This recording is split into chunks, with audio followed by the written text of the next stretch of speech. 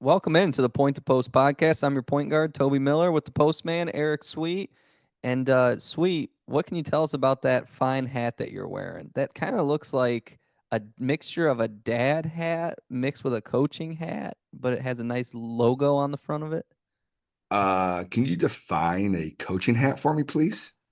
When I think of coaching hat, I think of a dad that is coaching anywhere from T-ball to Little League, and the back of the hat is mesh because that's the cheapest hat option that they could get at the local store. Okay, yeah, it is mesh on the back. All right, you're right. But just a little logo right there. Got a little bing bong action. Got a little P2P point to post podcast. We're starting to get the gear going, and this is one of the things I got going. A little leather front on it. Like it. Saw some bing bong action that I like, and trying to rock it when I can. You rock it well, Sweet, especially if you're coaching Little League baseball in that hat. You could get away with that for sure. Well, I'm not sure I can do a bing bong in Little League baseball, so I'll just stick to the basketball sidelines and try to use it there. Are you sure you're going to stick to the basketball sidelines? Because I'm pretty sure that tackle football started up. If you don't know this, Sweet coaches some fifth and sixth grade tackle football for Oak Harbor with his sons. Yeah, that did start up, and it's a different world. The structure of football is completely different than the structure of basketball. I can't just tell the kids to adjust and play and get through things. You have to be more organized, and calling a play every time for the football is a world that I had to figure out last year for the first time. I try not to call all plays in basketball. I try to let my kids get up and down and play freelance and flow. And that's basketball. But football, you have to have a play. You have to have kids lined up in a certain spot. So it's been a change. It's been a challenge for me because it's a different mindset for sure from basketball to football. But I enjoy doing it because I got two little boys that love it. And so one day Toby will be on the side or on football sidelines or baseball, or who knows, if he has a little girl, he'll be doing cheerleading maybe. I'll tell you this much, there's going to be a golf club in their hands right away or a tennis racket or something that is not going to result in them being injured because me and my girlfriend, Sweet, we're getting a little serious now. We actually had a conversation the other day about football, and I'm like, it would be my worst nightmare to like be up there on Friday night and have my son be the one that's down on the field, like laying down there. Like I would not do well with that. I would really struggle with that. Obviously not going to push my kid away from football. Football's there's nothing like Friday night lights, but I'm just like, I got that protective dad in me a little bit still. But talk a little bit about the organization aspect across sports. 'Cause I think that's something that's important when you coach basketball is the organization and the flow of your practice. I think that's something that's transferable across almost every sport. Talk a little bit about that. I 100% agree with you. And that's something that as a coach and been a head coach now for 15 years, it's something I bring to the table. I have a practice plan every single day. I know it's fifth and sixth grade. I know it's fourth grade biddy basketball. I know it's a JV. I don't care what it is. I have a practice plan. Um, when I go coach this tackle football or where I coach my son's fourth grade AAU team or coach the fifth grade Oak Harbor basketball team, I have a practice plan. And that's something that I've always had. My dad always had it. I'm assuming your dad did too. So I remember growing up looking at practice plans, and we had it broken down minute by minute. And I think all great coaches have that, and that's something I bring to the table. I remember last year when we started practice with this football, I had a couple of new guys, and I printed off the practice plan for them and handed it to them. They're like, "What's this?" I'm like, "It's a practice plan." They're like, "You're printing it off?" I'm like, "Dude, this is what I do. Like, I make a practice plan, I print it off, and here's what we're doing." And it's very similar. We do stations, we do teamwork, we do individual work. It's very much same breakdown as a basketball. The difference is I had to learn some new drills for football and things like that. But even when I did some baseball when I was younger, or when the boys did baseball, I would have a practice plan there too. Practice plans are a must have. And coaches that don't have them and just roll the ball out, it frustrates me if they're able to win that way because I don't think it's good coaching style. There's something to be said for having, like you said, you like to let your kids get up and down in basketball, let them have freedom. But ultimately, as a coach, you're an extension of like a teacher. Like you're teaching them what it means to be successful in life. And if you want to be successful in life, you have to have a game plan of what you're going to do. You're not just going to graduate high school and quote unquote roll the ball out there. Like, well, we'll see what happens. Like maybe I'll end up applying to college, maybe not. Like, I'm not saying you have to have some elaborate, long-winded practice plan, even just something bullet pointed. It doesn't have to be anything crazy, but having an idea of what you're going to do, not only in sports, but also in life is so important for these kids. But that's a nice little segue into some of the things that we're going to talk about today. We're going to do a new segment where we have what we call a toilet paper timeout. And this segment is an opportunity for us to rant about anything and everything going on in the world today. The first one for me will be basketball related, but we're people that are around a lot of kids, a lot of different families, a lot of different people, and we see a lot of different things. And sometimes you just need the opportunity to voice your opinion. Sweet, would you care to? You never heard the term toilet paper timeout. I think I introduced that to you this year in AAU. Do you want to explain to them what a toilet paper timeout is and maybe give an example of when you used one this year? I have my example ready to go. Yeah, we'll go with it here. So we're talking through this podcast about some things we want to, bring to the table, and this is one of our new ideas we have, and we're going to give each other about 30 seconds or to a minute to just do and say whatever you want, and we can't interrupt and those things. But yeah, Toby comes to me and says, "Hey, let's do this toilet paper timeout." I'm like, "What in the world are you talking about?" He's like, "Haven't you been so pissed off in a game that you've called a timeout? You've met the team as they walk off the court, you scream and yell, you draw no X's and O's, you talk no game plan. It's just simply a waste of time, or not a waste of time, but you wasted the time to simply scream and get your point across. And that's it. There was no whiteboard, there was no talking, like there was nothing. You met the kids, you screamed, you yelled, and then the timeout was over. I'm like, yes, I do that often, probably way too often. And he's like, yeah, you just waste. It's not a wasted timeout, but it kind of is because a lot of times you try and call timeouts to use X's and O's and change defenses. But every coach does this. You get down 10-2, you get down 11-1, you call that timeout and you meet the boys on the court, and the kids know, and it's just one of those like, we're going to light you up. Nobody's going to say a word but me, and we're going to break the huddle on me, and you're going to go play harder. And so when Toby told me about this toilet paper timeout, I laughed because I probably do it once a game. Oh, it's horrible. And we call it the toilet paper timeout because you're just wiping your butt with it. Like you have to do it, but you don't like it's a waste. There's so many other things you could be doing with it. And it's always it's usually to start a game. Like you have the game plan, everybody's excited, everybody's ready to go, and the kids go out, and it's just like 2 unforced turnovers, 2 layups.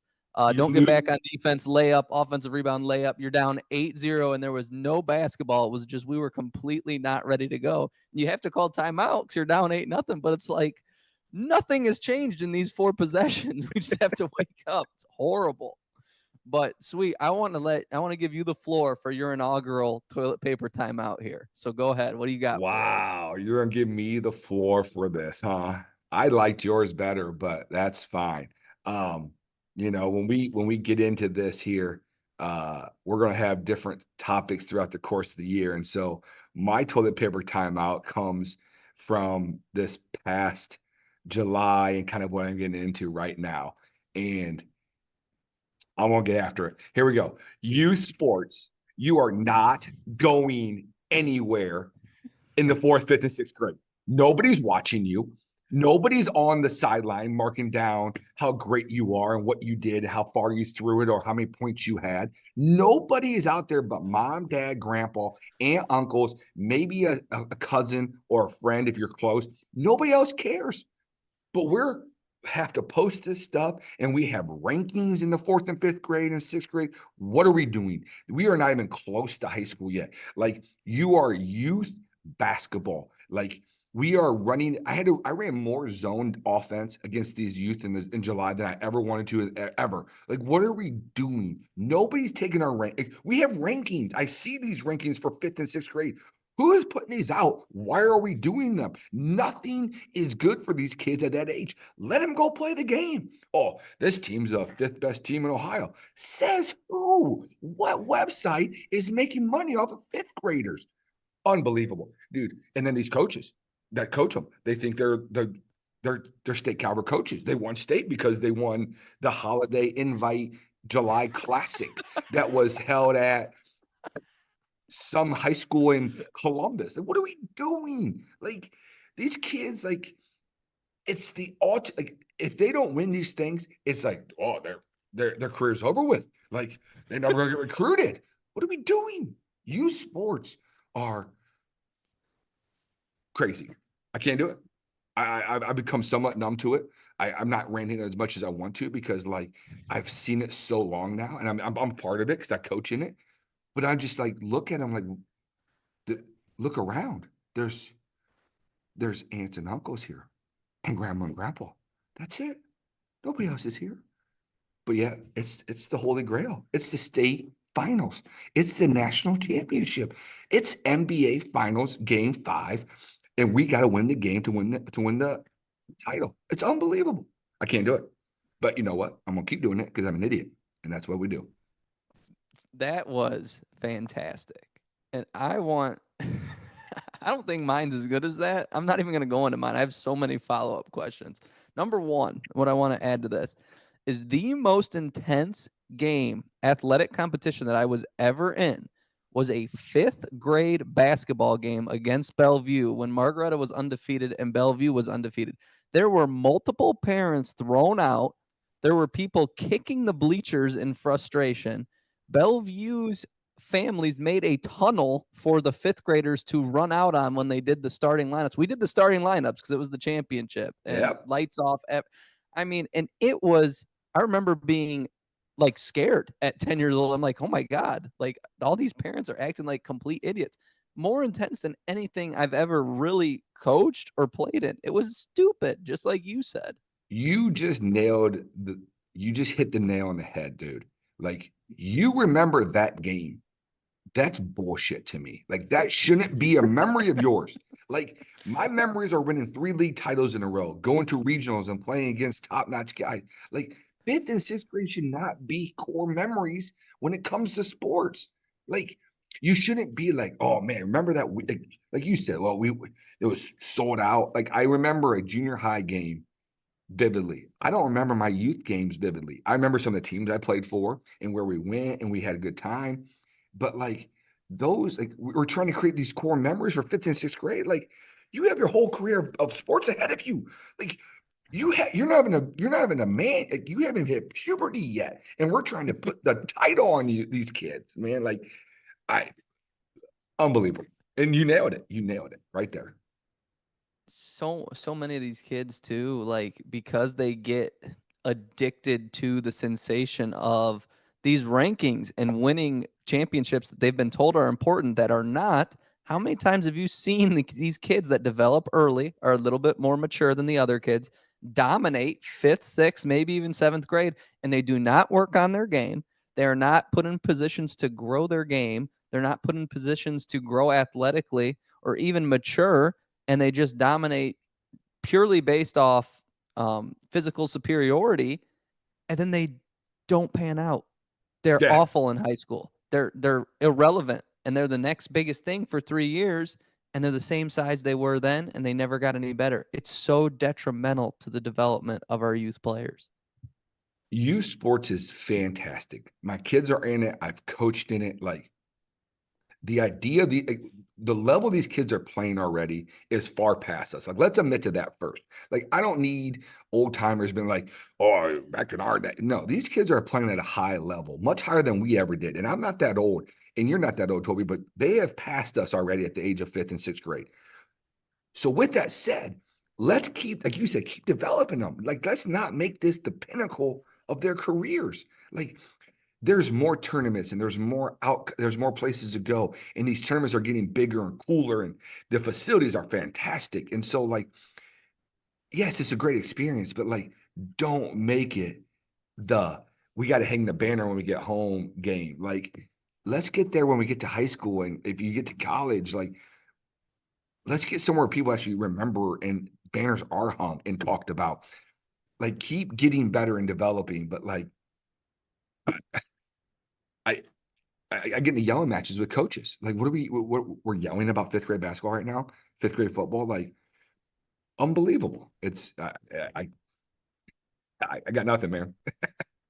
That was just it was beautiful. That is a great first toilet paper timeout, and you unintentionally segued it into mine where you said, "Let's talk about where it starts to matter in college." And Let's so for go. my toilet paper timeout is the D1 or bust mentality that's going on right now.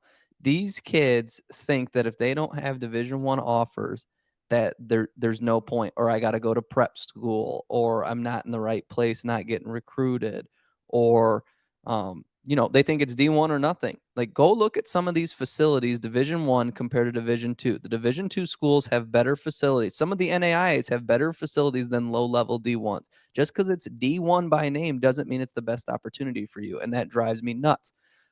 Furthermore, go look at the landscape of recruiting right now. Somebody told me that the landscape to get recruited at your appropriate level, so a lot of kids that are Division 1 talents are not going Division 1 right now because it's the toughest landscape in the history of, I'm talking basketball specifically, in basketball. They said it's worse than the 60s when you used to have to go out to random high school games and guess that, oh, this is a good high school. Maybe they have a player for us. There's so much technology and so much stuff going on right now that you never have to go to a high school game if you don't want to. They said it's the worst recruiting landscape there ever is, and it's all because of the transfer portal.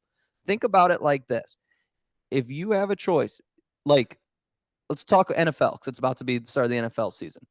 Blank slate. Every player is available to be drafted into the NFL. Cleveland Browns have the first pick. Everybody's in the thing.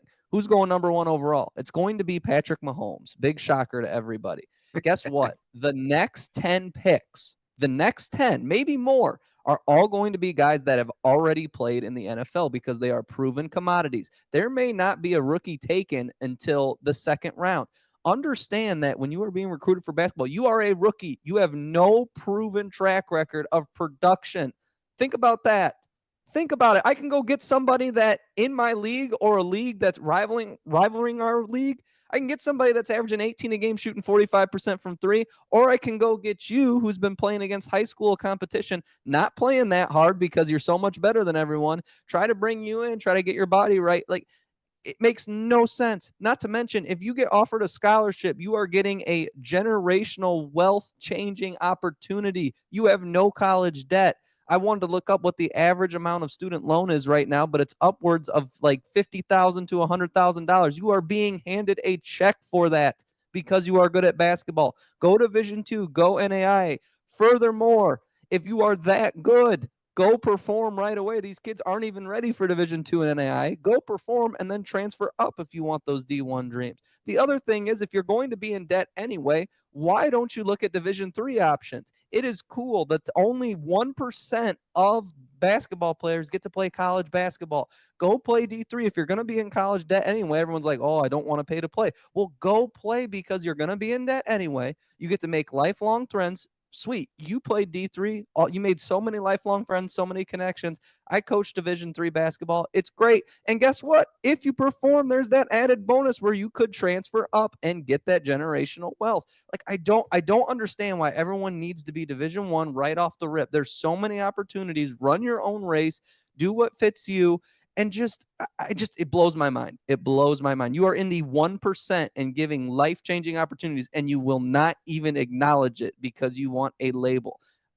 Oh, sweet. It drives me nuts. You want to go to a crappy college 12 hours away from home because it's D1 rather than stay in the state of Ohio, go to school for free, play in a system that fits you. And if you really want to move up from there, do it. But I promise you're not going to want to go anywhere because you're going to love it. That was way longer than I wanted to go on it, but it drives me nuts. These kids are so blessed. They should be so thankful for any opportunity. Division three up. Calm me down. All right, I'll jump in here. Hey, great rant, great one. It's you fed off of my start with the youth, and then so the youth is that, and now the high school level is what you went to. Like, youth is all about winning these titles and getting the rankings. But then, like you said, as you get to high school, it's about all of a sudden now D1 or bust. And you nailed it. I've gone division. I went to Division three, went to Bluffton University. It was 15 minutes from my house, Toby. There was three stop. I didn't even go through a stoplight, bro. I went three stop signs. That's it. And so I never came home. I hung out on campus. Like you said, my best friends to this day are guys I played ball with. I'm going golfing with them later today. We have get-togethers on the weekend. We have events that we throughout the course of the year. they are my core people that I need in my life. The problem is we all live kind of far away from each other. A lot of them are in Columbus, which is fine. But if I didn't play Division 3, I wouldn't have that. Yes, I could have maybe walked on to Division 2 and, like you said, worked my way up and maybe got a scholarship. But like the opportunity and the finances worked for me. The chance to play was there for me. And so like I turned down, I guess turned down, I don't know, a Division 2 opportunity maybe to go play D3. And I have zero regrets for it. I absolutely loved it. And these opportunities, you nailed it. College, I tell kids all the time, college basketball is different. College athletics is different, but the person you become and the people you grow with playing college sports, I would put at the top of the list, man. These people that you live with every single day and practice with and eat dinner with, and you become 18-year-old kids to 22-year-old adults in those 4 years or 5 years together. There is not a price tag. I'm telling you, man, there's not a price tag for it. Like those, we'll laugh and make and talk about the stories we have from those 4 years. And yeah, you can say the average college debt is $40,000 or whatever it could be, but if you're going to get an education and you need a 4 year degree, look into it any level, like you said, because it's not for everybody. But at the same time, the percentage is low and the opportunity in front of you, you got to take it. I I'm kind of getting another rant because college athletics in Division 3 or any division, you will thoroughly enjoy if you put yourself, Toby, you know this, in the right situation. And I chose the right situation, and we had friends that for a lifetime then. Here's the other thing. Let's again, I'm just talking about the landscape, and I don't want to crush anyone's dreams. And some of these kids are Division 1 talents. I get it, and you don't want to jump the gun early, but at the same time, read the temperature in the room. So let's talk about like, okay, the housing market is awful right now. Okay. The landscape for basketball recruiting is awful right now. I can either complain and wait and buy a house, right? Like complain, like, oh, the house isn't opening up, I'm getting screwed over, and then eventually just say, okay, screw it, and go buy a house at a terrible interest rate and be locked into a house that's super inflated, like these kids want to do. They want to just kind of wait and see and go to prep school and go juke, whatever, and then they end up at a crappy D1, and it's not that it's all cracked up to be. Whereas read the temperature in the room. All things in sports are transferable to life. It's just like buying a house. Wait, go rent somewhere for cheap. Go find something for cheap and wait your time until the right opportunity presents itself. Go Division 2, go Division 3 for a few years, and maybe the right opportunity will present itself. Or, maybe it's just a bad time to try to get those D1 dreams. It might just simply be a bad time to buy a house, and it didn't work out for you. That's okay. There's many, many great things that come from the opportunities that's presented with you. I wish more people were thankful for the things that they have. It's never enough. And I think that's tough. Like, what are we setting people up to deal with in life if you're just never content with what you have? Look at you making real life, I'm gonna get this wrong probably, analogies to Look at that's that. it. Yeah, we got to That's get it. into technical files later. That boy. We'll get there. But look at you making real life analogies about the housing market and getting a college scholarship. Like unbelievable. Look at you. You're just a modern Colin Coward, just creating these waves of connection and just making it easy for everybody to understand. Maybe our younger audience has no idea what you're talking about, but our older audience does. And so just wow, unbelievable connections you're making. Like I'm sitting over here like that is really good connections there, Toby. I, on the other hand, would just be like, well, you're just not doing the right thing. And you're comparing it to renting and buying and waiting your time. And that's fantastic, man. I mean, yeah, and I just used a big word for the first time probably in 3 months since I'm a school teacher and been off. So I gotta get my language up and better. But fantastic analogies, there, man. Really good stuff. Um, it's funny because now, sweet again, you're just a natural, just such a natural. It's a great segue into um the next thing we want to do, which is we're going to start adding some technical files into this podcast. So obviously, Sweet and I have been teed before coaching basketball, but there's some things that pretty much automatically get you teed. Any type of F bomb usually gets you teed right away, Sweet. Um, in this podcast, we have two things that are going to get us teed right away. So for Sweet, Sweet gets a technical foul anytime he mispronounces a word. So that's why he was so hesitant to say analogy, or he misuses a word, misuse a word, technical foul for Sweet. And for me, it's anytime I make fun or bully Sweet for anything on this podcast. We would like to get up to 3 technical fouls for each of us. So those were the ones that we came up for each other.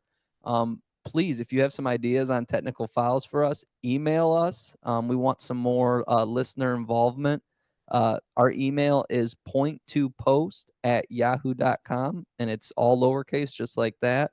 Also, we wanted to get some giveaways going. As you can see, Sweet has the Bing Bong hat. I got the Bing Bong shirt on. I'll stand up here. Bing bong. If you want to email us and give us some suggestions of topics that you would like to hear about, we alluded to this on the last podcast. We want some more engagement and involvement from you guys. If we end up using your topic or end up using your technical file suggestions, we will get you free Bing Bong gear. So that is our giveaway option to try to get more connected with you guys. Toby, when you say point two, are you talking about the number 2 or the word 2? When I edit this, I'm hoping that I'm going to be able to put the email right up on the screen. For our listeners, it is the number 2. So it is Very good. the number 2 post@yahoo.com. Very good. Very good. Yeah. And so listeners, like we said, I mean, we want topics. We have a list of things that we want to get into. And as the seasons approach for both of us, there's more things we're going to dive into. Summertime is kind of quiet when it comes to basketball. We're lucky that we're in with AAU stuff, but that's something we want to get you guys involved in. And we want to use some of your topics and talk about your topics as we go further into this stuff. But with that being said, the technical fouls. First and foremost, you have to catch it. Let's make some guidelines here, Toby. Yep. You have to catch it. If a fan catches it, we got to figure something out for them and help them out with it. My problem is I'm just so used to Toby bullying me. I probably won't ever call a technical foul on him.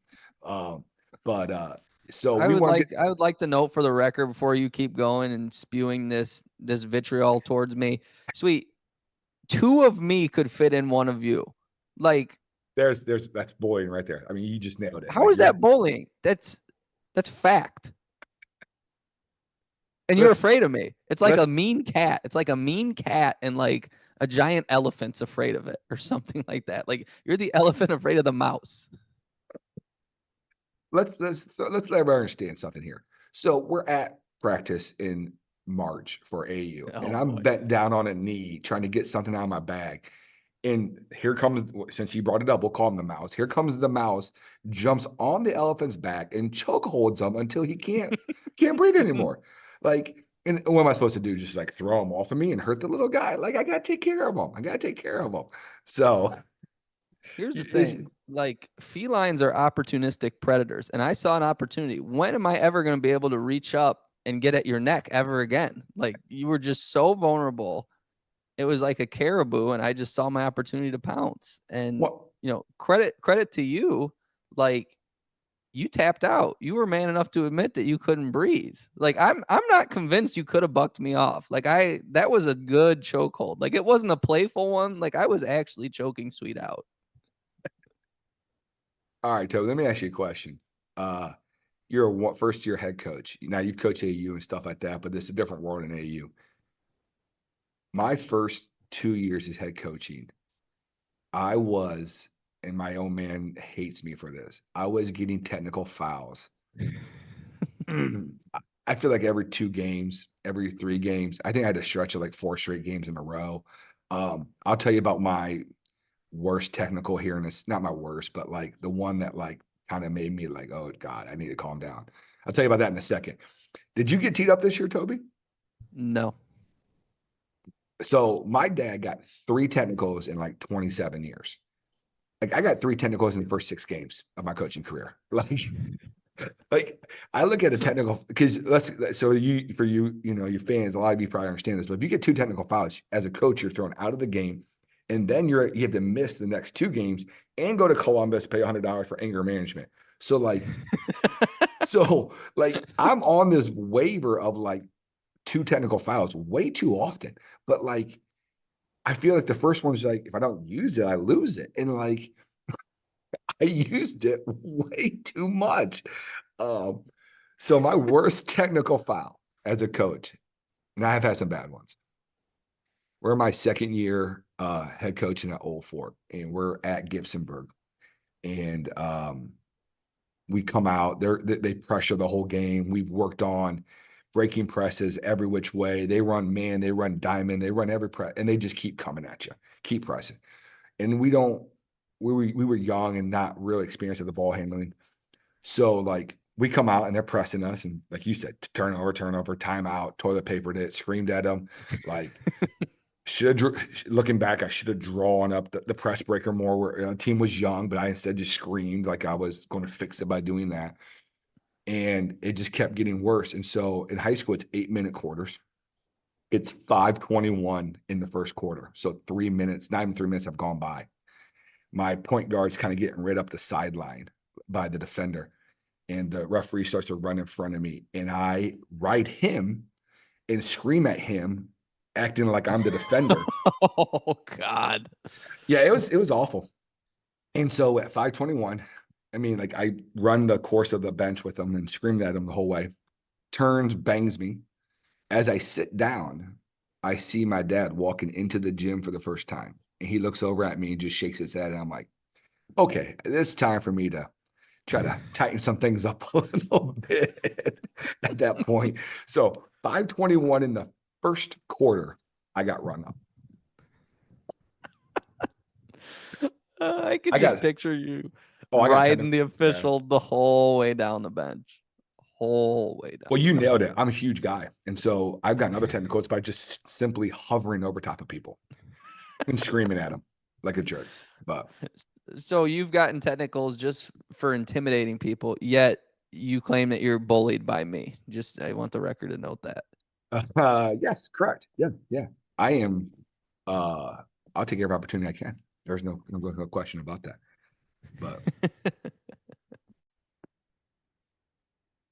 So one thing that was interesting for me coaching, when we coached on the Nike circuit or whatever, sweet. A lot of these guys that are officiating are trying to move up or get Division 1 officiating jobs.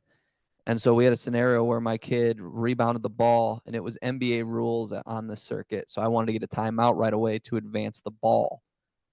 There was an issue because I was screaming timeout. They didn't hear me, and my kid took off dribbling, and I'm screaming timeout, and I'm saying I called it right when he rebounded it, and they weren't going to let me advance the ball. He said they ended up giving it to me and saying he called it right when he came down with it, blah, blah, blah. We didn't hear him. He said in that situation in the future, he's like, just come get me. Like you can come out of your box a little bit. Come get me because it's a close game. Come get me so I can award it correctly. So then we go down to the Peach Jam. Same exact scenario happens, and I run down there to try it because I was told by the one official to come get him. And this dude not only doesn't give me the timeout, but threatens to bang me for a tee and throw me out for running down out of my coach's box and saying, "We're not going to act like that. We're not going to do this." And I'm like, what do I even say? I was like, yeah, I look like an idiot right now, but I was told in the same exact scenario literally 2 weeks ago to come get you, so it didn't happen. But I can't explain that to the guy in the heat of the moment, and I just ended up being like, sorry. But like that cracks me up too. Like I don't know, man. It's a tough situation, but did you have anything you wanted to add to that? I yes, I looked do. so Yes, I dumb. do. 100. I mean, I know the game you're talking about. I am going to find the video. I'm going to clip it, and I'm going to tag it to this episode when we post it on Twitter, or sorry, X. So you fans, after you listen for a while, we'll let it sit out there. I'll find the video and I'll post it on there. Toby says he ran down the court. He ran onto the court 6, 8 feet to get this referee. Now, like he said, he did kind of squat down and try to stay lower. That's something I always do. I change my elevation, I call it. When I start to get mad, I try to de-elevate and go down to a squatting position. So I'm yelling up at the referee, not down at the referee. Something I've learned being a big guy that these things you have to do. But Toby you ran onto the court to try to stop this referee. He was so mad at you. It was awesome. He was not pleased. He was not pleased. So I only had one technical um, to my name in this career. Maybe my AAU kids can catch me for lying. I don't remember. Maybe I had some other ones with them coming up. But the one big one that I remember is this would have been 2-3 years ago. Sweet. This was right before we got like the nice financial package to be on Hoop Group. So this is AAU. And so I would have had the 17Us, and it would have been like Dylan Holler, Adam Turbin, Dalen Green, all those guys. And so we were at Bill Hensley, which is one of the biggest AAU tournaments, not shoe related, in the country and the region. And it was a big deal because we were in the championship of the platinum in that, which is the top thing. So like that's outside of winning shoe circuit games, like that's one of the biggest deals around. And at that time, the Buckets organization was trying to fight up to gain credibility to get on these circuits, whatever. So this was the year before we got the Hoop Group financial package. And the year after that, we obviously got the Nike deal. Anyway, so it's a big game, really important game. We're playing All Ohio Select, and it's funny because that's All Ohio Red's second team, but these guys were loaded. They were really good. All for some reason we got a terrific draw, and all the shoe teams were on the same side as All Ohio Select, and so they're just banging, beating shoe teams. I think they beat 2 or 3 to get to the championship. Our road wasn't easy, but it wasn't anything like the gauntlet they had just ran. So it worked. We got a good draw. It worked out well. We're in the championship, really close game. It's a 2-point game, and Dylan Holler runs through a pass and gets a steal going the other way. And like we talked about, a lot of times at these big tournaments, refs are being evaluated because they're trying to move up or get college jobs. There is 1 minute left in the championship game at the biggest tournament going on in the region at the time. And Dylan lays the ball in off the backboard. It goes off the backboard. It is going down to fall in the basket, like breakaway layup. The kid trailing from behind jumps up and swats the ball off the rim. And everybody in the gym goes bananas. Everybody in the gym saw it except the 3 officials officiating the game. And I lose it. I lose my mind. I get in the ref's face, completely freak out, and they snap team me. And I had not said a word to him the whole game. I probably deserved that. But like when the whole gym freaks out like that, and I'm sure your evaluator is going to tell you after the game, like you missed that, like to snap team me. And then I got even more mad because they snap teamed me. I said, you're going to go over there to your evaluator and he's going to tell you missed the biggest call in the whole tournament. And then you team me on top of it. I said, you took this game away from my kids. Long story short, they send their kid to the free throw line. Both free throws, I've never seen a ball go deeper into the basket and pop out. All the way down, pop out, all the way down, pop out. It did not matter. And then they got the ball back. Like, don't get me wrong, we should have had the 2 points, but like that could have really screwed. It could have been a tie game Yeah. under a minute left their ball, and the kid misses both free throws. Wild. But I will never forget that. And their kid was literally laughing as I was getting teed up because he knew he blatantly goaltended that, and these guys missed it. So I was fired. I thank God we still won that game because I would have felt bad if that cost my kids. But I mean, everybody was like, "What in the world are we doing?" Yeah, that's good. That's a good one. That's I get that. My JV coach always has a good read on me during games and is like, sweet, not now, not now. And a lot of times it's because of the score and the situation. And you're fighting back and you need everything to go your way a lot of times. And that's a lot of times where the technicals come from with coaches is we're trying to get that extra advantage for our kids. And it's definitely not easy because it's an emotional game and you're right on top of each other. The fans are on top. That's why I love the game. Like the fans are right there. We're right there. The referees are right there. Like it's there and everybody can see your emotion. You're not hiding behind the helmet. You're not hiding further away like you're on football. Like when Coach Sweet's mad. When Coach Sweet's happy because you can see it in timeouts. You can see it. You can see when he's composed. And so those are things that also I try to explain to my kids, like, if you're a young player and you're listening to this stuff and you're trying to take some nuggets away, that's something to remember. You're always being watched. Your actions and your body language and how you respond to adversity, especially at the higher level, these 16s and 17s, college coaches are watching that. And that's something that you need to hold yourself accountable to. And it took me a while as both a player and a coach to understand that. And that's something I'm really trying to instill in both my sons and my kids that play for me that have become basically like my sons because I'm around them so much. You have to carry yourself differently because it's so easy to see it on the court. And that's part of the reason I love this game, but it's also one of the things you have to grow because it's hard because you're watched the whole time. And like you said, the referees are the same way too, because they see everything that's being done. And when they miss a call, everyone in the gym knows it and they're getting yelled at. But if me or you miss, something, we get yelled at. If our kids screw up something, we yell at them. It's just a never ending cycle. And so you have to learn to compose yourself and learn and grow. And that's something I did as a young coach. And I think I'm a better coach now because of those days. But I look back at them, I'm not proud of them, but I do have to talk about them because I have to show my kids you do grow and you do get better at it. And your body language speaks. And that's something as a young player, fifth, sixth grade, or in high school, remember that and carry yourself a different way because you are a basketball player. And being a basketball player to me is outstanding. So, Well put, Sweet. Well put. So yeah.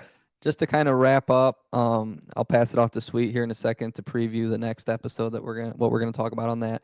But again, we want some involvement from you guys. If you have topics that you want to hear us talk about, please send it our way. I know some people like the more X's and O's based stuff. Some people liked the stories. Anything you want to hear, we are open to. Again, if we do end up using your topic, we will send you some Bing Bong gear. Again, that is point two, the number two, post at yahoo.com. And then if you can think of some suggestions for the other two technical foul criterias for each of us. So we got Sweet mispronouncing or misusing words and me bullying Sweet. If you can think of anything else for that and we end up using it, again, we'll send you some gear. Just want to get more connected with you guys. Sweet, what do we got to look forward to? So the next episode here, we're coming to the end of August, and we're going to start preseason stuff with basketball as high school coaches.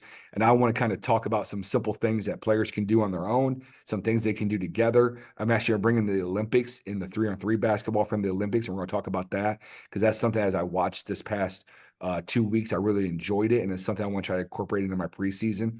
So we're talking about preseason stuff and probably more I should say X's and O's, more drills that we can do to as an individual and as a group of 3 to 4 kids that you can do on your own to get better. And so look forward to that episode dropping because it will be something as a player you can do and listen to and learn from. And as a coach, hopefully we can help you maybe add a few tools to your toolbox for the preseason to get involved with your kids a little bit more.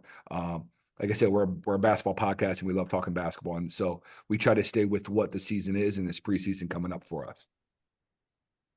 Well said, Sweet. You want to get us out of here? Hey, thanks for listening to the Point to Post podcast. I'm your point or your Oh, there, I'm your missed point. technical foul right off the rip. Oh, what do you Oh, mean? man. I ran Yeah, point you guard in high. mispronounce. I You ran never played point guard. Now you're lying. That makes it oh worse. I was a point to post. I brought the ball up, passed it off, went to the What are we gonna do when you get teed? I feel like that we gotta put $1 in the kitty or something. Like, I think every 3 tees we gotta do something. I was thinking about that too as we were talking about it. Something will evolve. I don't think right away on the first tee, but as maybe three all tees right, 3 tees. Well, you got 1 tee, and then I'm gonna send you because to anger management in Columbus. I may I may have 3 tees in an episode, so we gotta be careful here. All right. Hey, thanks for listening to Point to Post podcast. I'm your post player, Eric Sweet, with my point guard next to me, Toby Miller. We enjoyed having you. Remember, send those information to us that you want us to talk about the next episode. We enjoy you listening to us. Point to Post podcast. We're out of here. Bing bong.